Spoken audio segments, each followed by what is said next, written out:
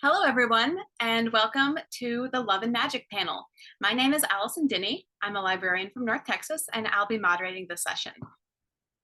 Today, we are talking about some amazing, beautiful, fascinating books in the romantasy genre, which you may have already heard of. Romantasy is a delightful blend of romance and fantasy. We're just going to portmanteau that name together, romantasy. If you're on book talk or following book conversations online, you may have heard it before. If this is your introduction to the genre, welcome. We have some amazing books to talk about. So let me introduce our authors to you. I'm very pleased to welcome Akwaeke and Emezi. They have their book Son of the Morning, which is a deluxe limited edition from Avon HarperCollins. This is a multi-layered story with lots of history and family dynamics to really explore, along with the romance and the fantasy. We also have Brigid Kemmerer with Warrior Princess Assassin by Harper Voyager, HarperCollins. This book plays with some standard fantasy tropes that you might think you recognize. It has princess in the title, but just wait until you see how they develop. It's going to go in some directions that are unexpected, very new, very fascinating. We have Elise Kova with Arcana Academy by Del Rey, Penguin Random House. This story takes a look at magical schools that you might not have seen before. There's some really interesting stuff there. We also have Stacey McEwan with A Forbidden Alchemy. This is from Saga Press, Simon and Schuster. This is another great, different, and completely unique take on the magical school trope. Lots of interesting things happening here as well. And we're also going to be talking about Kaylie Smith's book Enchantra from the Daemonica series. This is a forever Hachette book. This is the next part of the Daemonica series, and we're really excited to see it, learn more about it. So we're going to go ahead and get into the conversation and bring our authors up for everyone to learn more. So we're going to start with some introductions. I would love everyone to please tell us more about yourself, your book, your main characters, and a little bit about how your magic system works. So if we can get Akwaeke on here, let's get started. Hi, thank you so much for having me. It's really exciting to be with everyone in their books. I love seeing the covers. I was like, yes, can't wait to read all of these. My name is Akwaeke Emezi. My book is called Son of the Morning. It is a romantasy slash paranormal romance set in the Black South with Southern Gothic vibes. And it follows Galilee Kincaid, who was raised by a clan of Black women in the South, and who has a secret that she doesn't quite know she's even holding. She runs into Lucifer at one of her best friend's parties. He is pretending to be human. She realizes that he's not. He realizes that neither is she, but that's part of the secret she doesn't know about herself. So there's a lot of unfolding that happens throughout the books. A lot of truths come to light, and I think that the central question is really, what do you do with a power that you hold if even your loved ones are afraid of it? As far as the magic system, I leaned very much into like a mix of like a Black Southern Gothic vibe, like Daughters of the Dust, Eve's Bayou. I think we're more familiar with those themes, like in movies. And then also it got, quite Catholic. I was raised Catholic, so you've got heaven and hell and all those really recognizable systems kind of colliding together on Earth.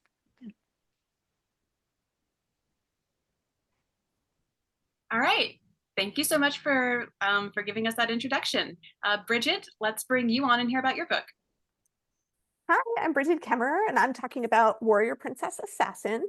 And this, if you might already know some of my books because I've written several fantasy series in the YA age range, but this is my first adult romantasy title, and I'm really excited to kind of make that transition into the adult space. And Warrior Princess Assassin is a book about a princess named Marjoriana, but she goes by Jory.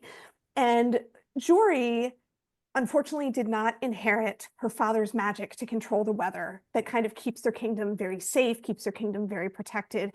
So she is betrothed to marry this warrior king named Maddox Chironin, who goes by Kai, from a neighboring kingdom. Jory wants absolutely nothing to do with this king. She wants nothing to do with Kai. She thinks he's this brutal warlord, does not want to marry him because she is secretly in love with a boy named Asher, who was her childhood friend. He was raised as a noble, and now he is an assassin who sneaks into the palace late at night to visit her when he is not off doing his, killing duties. But Jory realizes that because she doesn't have her father's magic and because her kingdom needs protection, she's like, fine, I'm going to go off. I will marry this king that I don't want to marry because I do need to protect my kingdom. And she says goodbye to Asher. But then the next day, Asher comes back to her and says, hey, I know you're supposed to marry this king, but I have bad news. I mean, he says it in a fantasy way, of course. He says, I have bad news. I have been assigned to kill you and to kill the king you're about to marry. What do you think we should do? And I absolutely loved writing this book. I had so much fun writing it. It was such a great time coming into the adult space and being able to take, some really heavy themes and really kind of dive deep into them in a way that you can't really do in young adult literature. My magic system is it's just very frank. It's very on the page. Jory's family has weather magic that she has not inherited. And then the king, Maddox Chironin, he has fire magic that he really wields in a brutal way. And it was a lot of fun getting to explore that. Yeah, that does sound really fun. I really appreciate your insight on letting us know about that. Let's see, Elise, let's hear about you and your book. So I'm here to talk about Arcana Academy. I have been writing for about a decade, and I am so excited for this book to come out. Our protagonist is Clara Greysword, and she is lived in her entire life as an outlaw, because in this world there is very strict regulations surrounding magic and the use of magic to ensure that it is fair, as the crown deems, which, if you can't tell, is very actually not fair. And everyone who has powers has to go through an academy to be trained, to graduate, to be assigned to one of the many noble clans. And Clara has always lived outside the system. She used magic despite never going to the academy, never intending to go to the academy at least. And one day she's caught and thrown in prison. And she spends a year in prison, and then one day she finds out that the prince has decreed that she's going to die, but it's really an elaborate ruse to help her escape, or rather test if she can escape. And once she proves that she can, the prince takes her to Arcana Academy and says, hey, I'll make you a deal. Help me out, steal something from my father, the king, and I'll help you out by letting you live and maybe letting you walk free. And oh, by the way, to keep you safe, you have to be engaged to me. And the magic system is one I have been dying to write for a long time. It's inspired by tarot, and I have just really, really wanted to write this world and this magic for a while, and I'm excited that I finally got the chance to. That sounds great, Elise. Thank you so much. And up next, Stacey, please let us know about your story. Yeah, hello. My name's Stacey McEwan.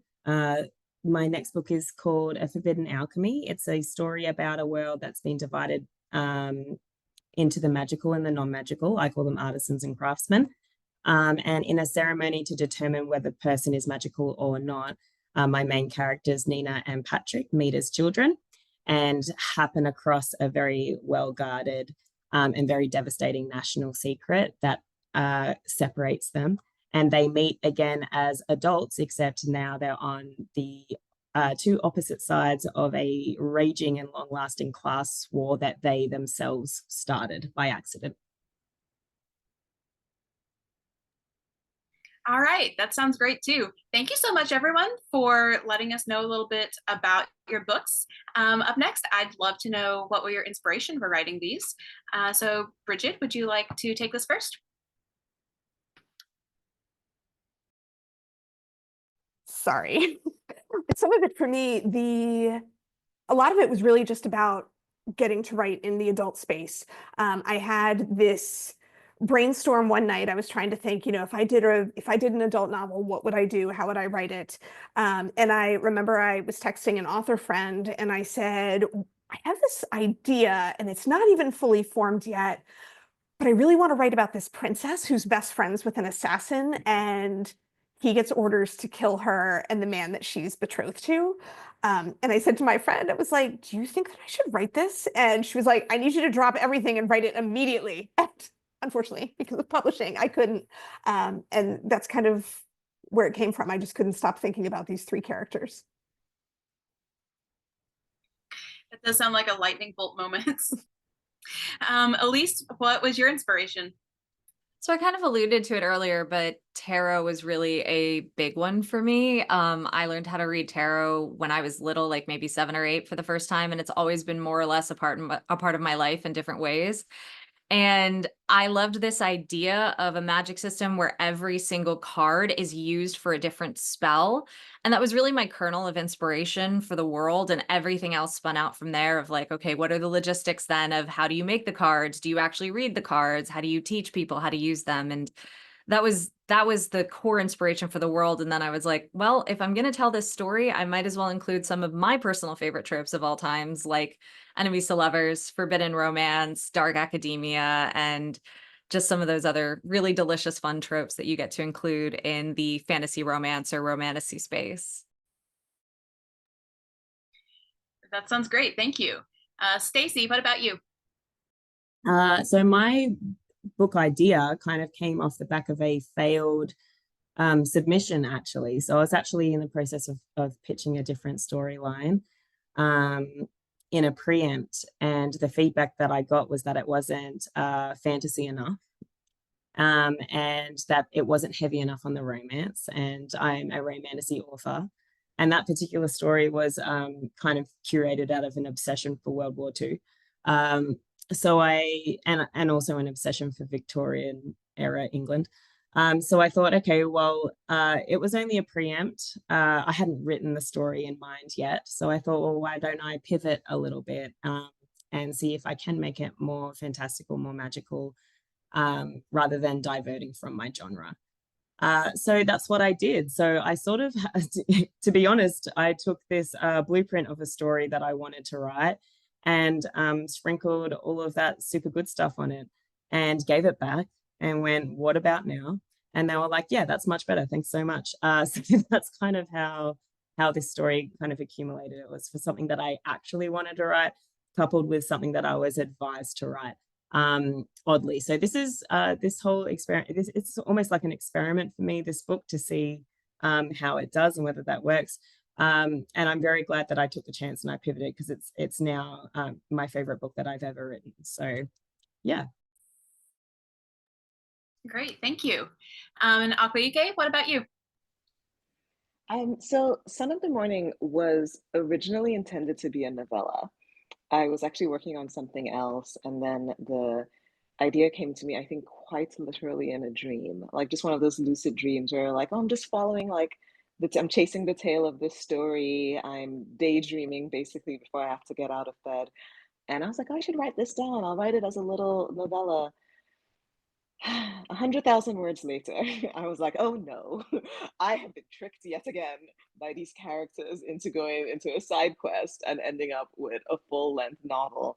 But I think it was because the characters just kept developing, and they had their own voices, they had their own stories, and they were all in different. When I talk about the book, I think of it as like in 3 different worlds. Galilee Kincaid comes from this large family house out in the countryside with like weeping willows and oak trees, and the matriarch of the family is her grandmother, Nana Darling Kincaid. And she leaves and she moves to this nearby town called Salvation, where she makes new friends. And she's like, I'm going to try and be normal. And her friends are Oriaku, who's a Nigerian trans girl, and Bonbon, who's a horror novelist. And so she's like, I have this normal life in here. Um, and then they run into Lucifer, who's there with his princes from hell. And, everything just kept kind of getting out of what I had originally imagined it to be. You know, her family finds out that she basically let the devil go down on her at a party. And they're like, oh no, you have been, you know, bewitched by the devil. We're riding in to save you. And she's like, no, no, that's not necessary. And then the princes of hell find out that she's not human and she has the ability to injure Lucifer. And they're like, whatever she is, we should just kill her. So it's like they were on these two separate teams, and each of the teams wanted to just kill the other one. And it just kept developing, you know, out of that. And I kept following it, and I was like, oh, okay, this is fun. Like, I've written romance before. I dabble around in like a lot of genres. I think I write in about 6 genres so far. But it was nice to be able to do romance and have magic in it as well. Um, and yeah, that's kind of how it all came together. And it came into you in a dream. That's amazing. That's such a great story. Thank you all so much for letting us know how these stories, you know, came to be on the page. I really appreciate that. So we're going to move on to our next question, which is, I'd like to know how your characters come to know that they are magical. You know, for example, like, is magic something people are born into, or can a person make a choice to become magical? Is everyone magical in your books? From your descriptions of your magic systems, there's a lot of different things going on. So I would love to know how magic works in your different stories. So Elise, would you go first, please? Yeah, so I really love stories where magic is almost like randomly chosen to people. Because, and maybe it's like that wish fulfillment of growing up, wishing that one day I would wake up and go, oh, wait, I have power. And so in my world, people begin to show an affinity for tarot, and that's how they know that they're an arcanist. And they are someone who can wield ink or read the cards. Well, all arcanists can do all of them, but you know, you're naturally a little more gifted in one area or another. And then they go to the academy for training. So the way that I've set up my world, you can't really choose to have the magic, because the fact of having control of arcanists and their resources that are required to use their magic is something that is critical to holding power in this world. And it was a lot of fun to write, because I like to write about sort of those nexuses of power of who has it, who controls it, and how do you get more of it. Great, thank you. Stacey, can you let us know about your magic discoveries? Yeah, sure. This is a dangerous question to ask fantasy authors on like a time-sensitive conversation, by the way. So let me take you all the way back to the start of the story. No, I'm kidding. There is a way that someone's chosen to be magical or non-magical. Like I said, I call them artisans if they're magical or craftsmen. And I decided that as children, they should have to go through some kind of ceremony. I call it the siphoning ceremony, where they consume something that's mined out of the ground. And if they are magical, then they can kind of imbue that. It's called idiom. They can kind of imbue the idiom, and it manifests in whatever their magical medium is. And then there's sort of a class system within that magic system, if that makes any sense. It's very similar to a Shadow and Bone magic system. That's sort of like a part of the inspiration for it. So I have masons who are either wood masons or stone masons. I've got charmers who are more elemental. There's smiths who deal with different types of metals. And all of it's related to what can be mined or used out of the earth or out of the ground. And it's telekinesis based, so they can use that material to mold or build whatever they want. And that's why they're called artisans. So as children, yeah, they have to go to the ceremony and have a dose of this idiom that's mined out of the ground. And the crux of the story is kind of that this idiom is now scarce, and they're not able to find enough to sort of give everyone on the continent, and it's sparking a lot of unrest. And then, of course, my main characters stumble across this sort of secret at the beginning of the story that kind of changes the trajectory of how this unrest is traveling, what direction it's going in, and starts a lot of ripples and a lot of chaos and a lot of bullshit.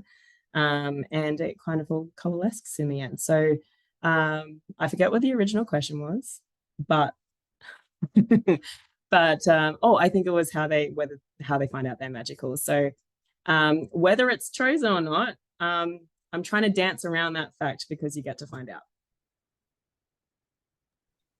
Well, yeah, that you came around to the original question. Thank you so much. That was very interesting. Akwaeke, can you let us know about how characters figure out in your story? For sure. Galilee's family, the Kincaids, are what in the book is called blessed. So they have certain abilities, healers, psychics. I don't actually think of those things as magic because I think a lot of my books, a lot of my work in general, is about Indigenous Black realities and the things that are considered, magical or superstition or all of that that are actually just real, in Black realities. And the only reason they are considered not real is colonization. And so I have lots of friends who are like, yeah, absolutely. They're seers, they can see the future, they can do readings on people, all of that. Galilee, however, her powers are much larger than her family's. She can control the weather. She has an affinity to bees, and she has what eventually turns out to be like a form of pyrokinesis. She doesn't really understand it. She's hiding a lot of it from her family, and she thinks she's hiding it from them, and then later finds out that some people knew a bit more than they were letting on. And she finds out the extent of her ability actually when she first meets Lucifer, by finding out that she can burn him like down to the bone. And he is a bit masochistic, and he's like, I haven't felt anything in millennia. How lovely, you know? And his princes are like, we need to murder her immediately. But that's kind of how she finds out. And then a confrontation happens between her and her family, and a couple more secrets come out against her about her. And she, steps more fully into her power. But a lot of it is her repressing it, and then Lucifer and her attraction to him basically act as a catalyst that start unraveling everything. And the more things unravel, the more she finds out, the extent, the limitations or the lack of limitations to her magic. Great, thank you so much. We're going to move on to our next question now. So since this is the Love and Magic panel, please tell us about how love and magic are interacting in your books. Stacey, if you'll take this one. Absolutely. So my two love interests are called Nina and Patrick, and at their ceremony to find out if they're magical or not, like I said, they kind of stumble across this devastating secret. They kind of learn that they have a choice to make now, and they can use it for evil, which is what they choose because they're 12 and dumb.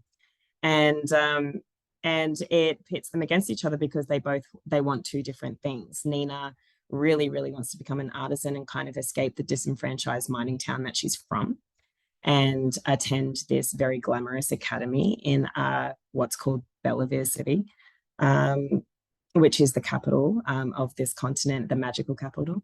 And she very much wants to go there and sort of seek a better life. Whereas Patrick's the opposite.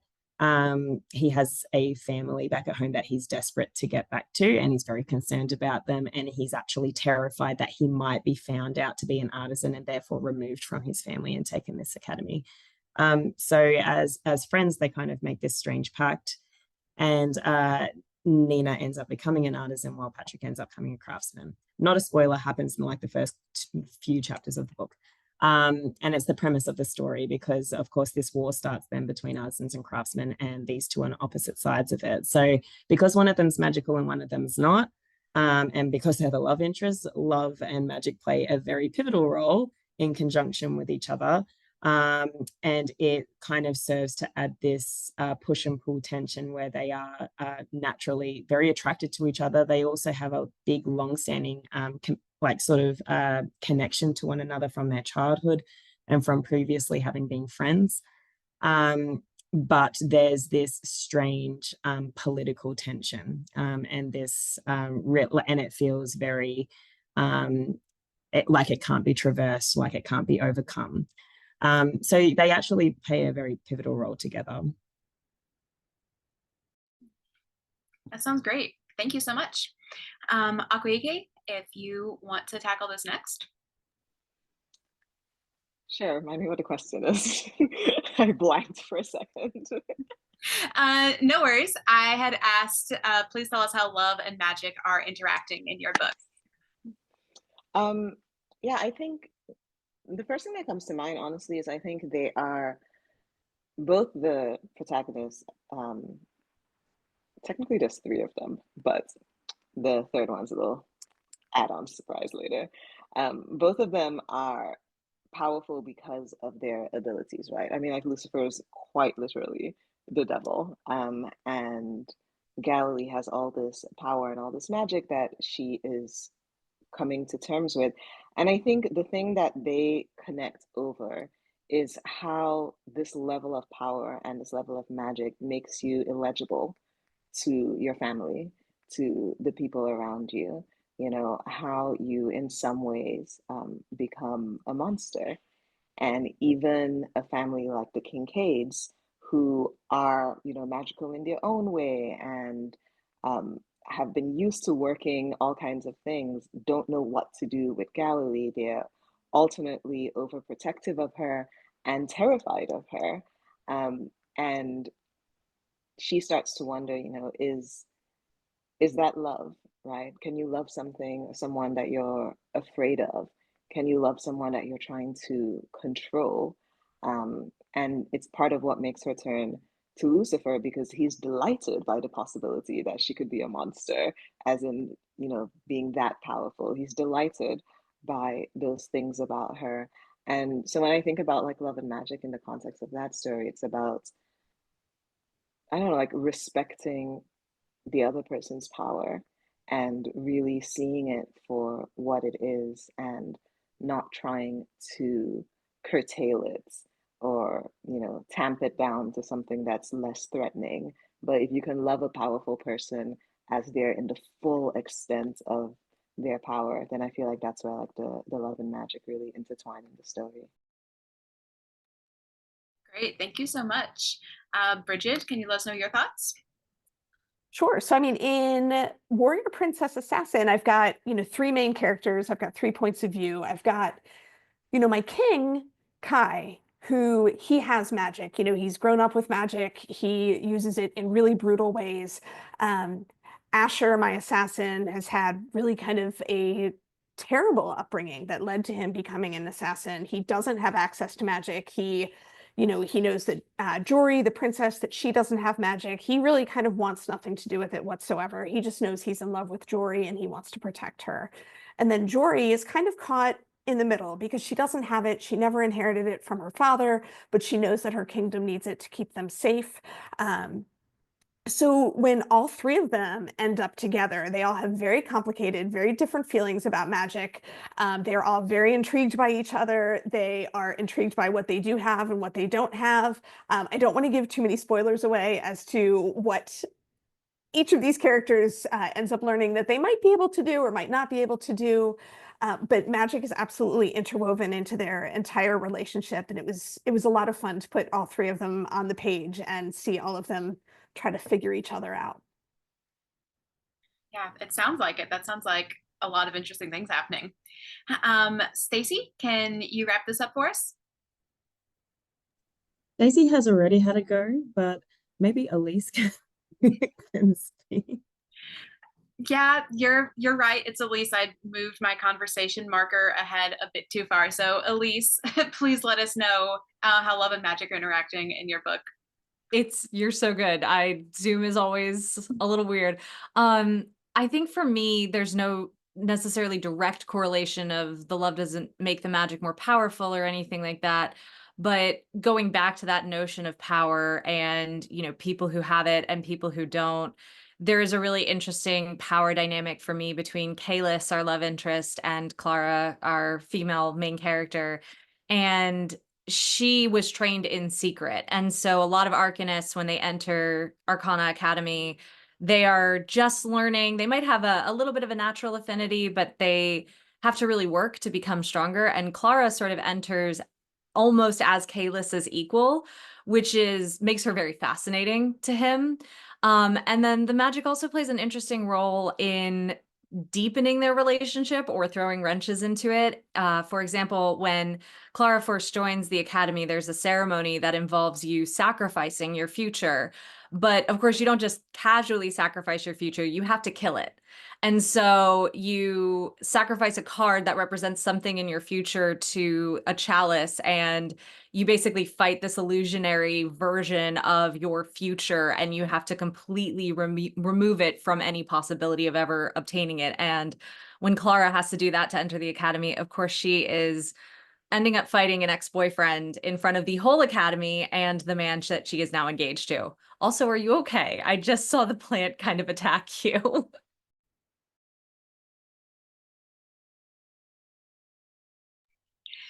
Yeah, I'm just having technical difficulties all over the place over here. But yeah, thank you. Thank you so much for your answer. That was very interesting while I have my greenery dive bombing me.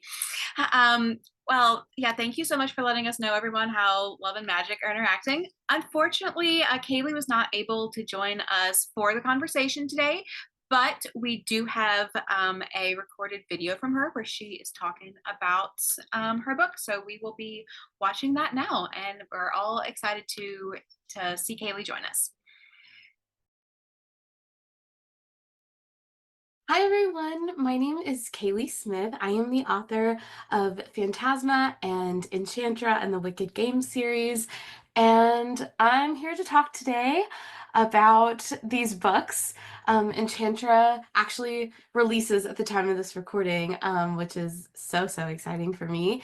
And Enchantra and Phantasma are sort of, I like to call them like true sister books. They're like two different sides of the same coin, and I had so much fun getting to dive into the Gothic and Baroque elements of each book.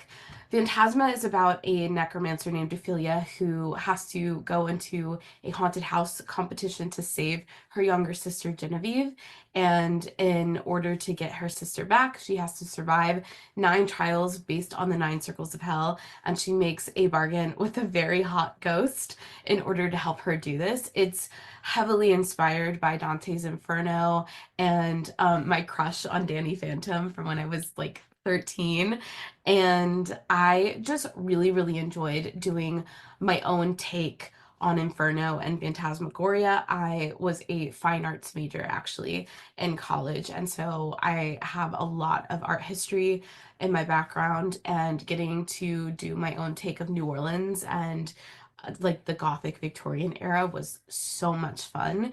And then on the flip side, Enchantra is about Genevieve after the events of Phantasma takes place, and she's kind of trying to find herself after everything that's happened, and she ends up getting a like mysterious magical invitation to this estate in the Italian countryside called Enchantra, and she accidentally gets herself trapped in another wicked game with 7 siblings who are immortal, and they are playing a hide and go seek game to the death. Um, in order to survive, she has to enter a marriage of convenience with one of the siblings, and they absolutely cannot stand each other at first, which was so incredibly fun, of course. But Enchantra was heavily inspired by the movie Ready or Not. I love that movie so much. I remember watching it when I was outlining like this entire world and this entire series.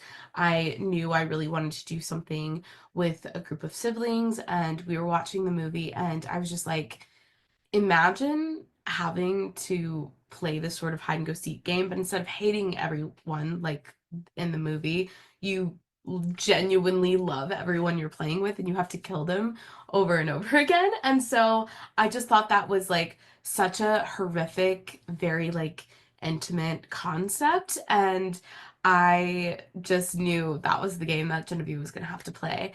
And it was really fun because Enchantra got to take all of my favorite like Baroque elements. That's also one of my favorite artistic periods. So we have like a Gothic, like very dark and gloomy, and then we have like a very gilded Baroque sort of vibe in Enchantra. It was also very inspired by Labyrinth, the David Bowie movie.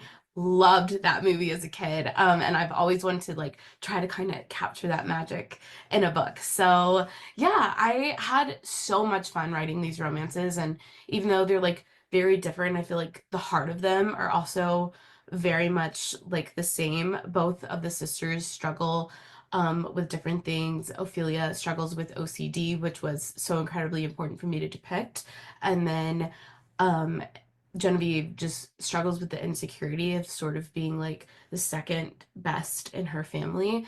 And so, yeah, I think I really got to get out like all of my all of my like inner things that I've grown up with, and like it was super cathartic to write both books, and I am so so excited for the next installment. So, yeah, that's everything I think I have, but I am so incredibly happy for just getting to be a part of this, and thank you so much for reading. And I hope I hope to see y'all in the next one maybe. Yeah. All right, well, it was great to be able to hear from Kaylie. Next, we're going to move into some individual questions, kind of tailored more for each author and their book. So I'll start with one for Akwaeke. So Son of the Morning is full of biblical and religious allusions. This is pretty obvious when Lucifer is a character. So can you tell us a little bit more about how these influence the story? Yeah, I mean, I think, like I said before, I was raised Catholic. So honestly, I feel like everyone who's like a lapsed Catholic ended up just being a very particular kind of person. I.e. the kind of person that would write smut about the devil, absolutely. And my family was extremely Catholic. Like my grandmother's brother was the Archbishop of Kuala Lumpur. So I wanted to be a nun when I was a child. And then they told me I couldn't wear nail polish. And I was like, absolute deal breaker. Marrying Jesus, fine. Nail polish, not so much. And I think that you're raised so much steeped in that lore, right? That it's got so many good stories in it. And for this story, I wanted to create a different kind of devil, like he's not the Lucifer from, like the TV show, right? He's more the kind of devil that you would, make a deal with in the South at the crossroads. But also, he's gone through kind of like a little existential crisis at some point where he realized that being cruel to like the princes of hell um, was making him more like an archangel brother that he despises. So he becomes more egalitarian in how he's ruling hell. Because at the end of the day, people say a lot of things about the devil, but he's just a manager. And he actually, like, even in like Christian lore, he works for heaven, he works for God. Like that, he's doing his job that is assigned, which is, hey, you have this department, hell, to run. It's your job to run it. And that's who he reports to. So we see this version of Lucifer um, become more egalitarian, giving his princes of hell like more autonomy, letting them talk back to him, letting them, hold him accountable. And it angers heaven because he's not supposed to do that. He's not supposed to change. He's supposed to stay in hell and be a broken, fallen, angry angel. He's not supposed to rehabilitate himself. And he's certainly not supposed to create chosen family out of a bunch of princes of hell.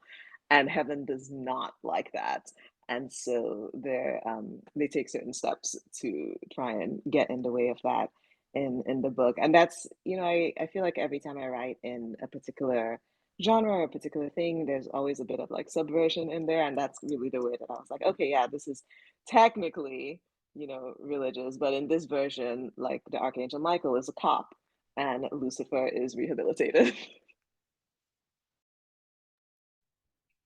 That sounds fascinating. Thank you so much for letting us know more about it. Next, I have a question for Brigid.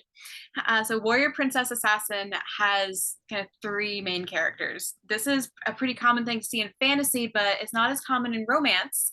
Can you tell us about the relationship that these 3 have and how that is impacting the story? Absolutely. In all of my stories, I've always done, anytime I've written a romance, I've always done a dual point of view. It's always been, the boy and the girl. And in this story, I wanted to continue that. I really wanted to show all 3 characters and their points of view. And they start out the story, obviously my assassin and my princess are secretly in love, but they do not like this king at all. And I really tried to play with these power dynamics of who's in love in the beginning, who starts to fall for each other, who kind of has to recover from a lot of the things in their past before they can learn to trust a little bit. It just really, I don't know, playing with 3 different people versus playing with 2 people added a whole new challenge for me. And it was so much fun to write it and write about just all of the different discoveries, because all of a sudden it's not one relationship, it's really 3 different relationships that you've kind of got to maneuver around. Yeah, definitely. I can imagine that that extra person is making things way more complicated sometimes. So next up, I have a question for Stacey. So A Forbidden Alchemy introduces the main characters when they're still children. So why did you decide to start the story then and not when they were older? They actually came to me as children first. So I sort of didn't have a super good solid idea of who these characters would be. But like I said, I was had quite a strong fascination for World War II, but specifically the roles of women and children in World War II.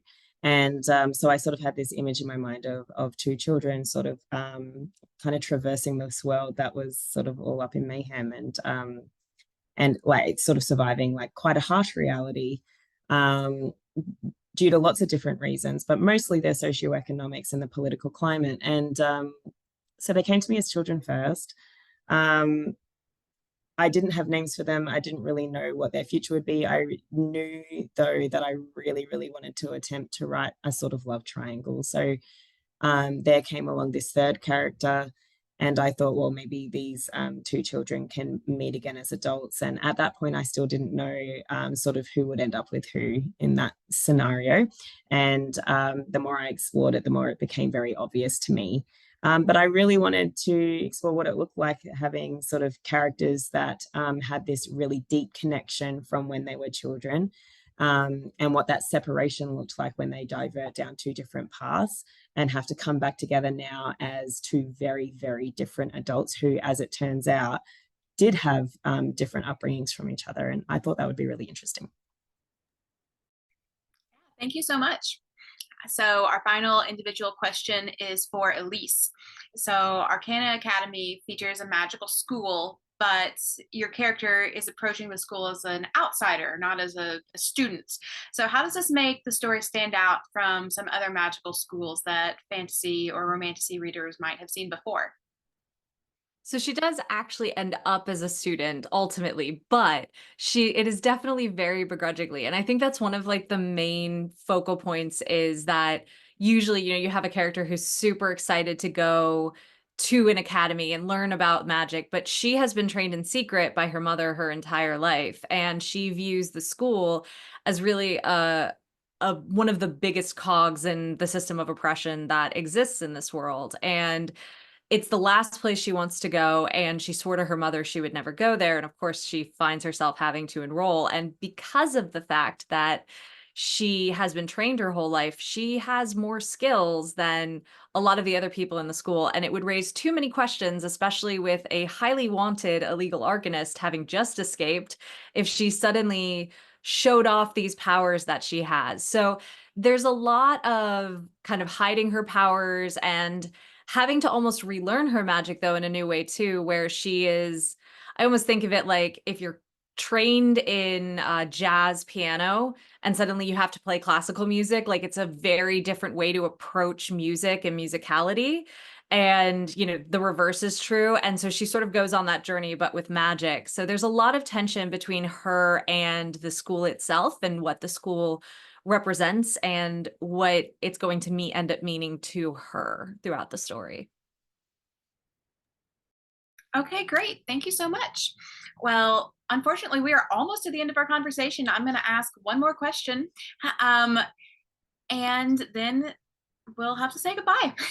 But I'd like to know everyone's thoughts on what's next for you. Some of you have written series before, and Kaylie's book was all obviously part of a series. So are you guys interested in telling more of these stories that we've been discussing today, or do you have something next that you're working on that's different? I can go first. Son of the Morning is definitely a standalone. My first draft of it was meant to be first in a series, and then my editor had so many questions, and I was like, do you know what? I'm gonna wrap this all up. And then that brought it from like, I think it was like 65,000, 75, up to like 100,000 words. And I was like, we're stopping here. Mostly because I have an adult fantasy book we haven't announced yet that's coming out next year, and another romance book the year after that, and then a separate 8-book fantasy series I've been plotting since I was 14. So there'll be more. They'll all have like love and magic in them somewhere. But yeah. So lots in the works. That's great to hear. Thank you so much for hopping in there. Brigid, what about you? What's next?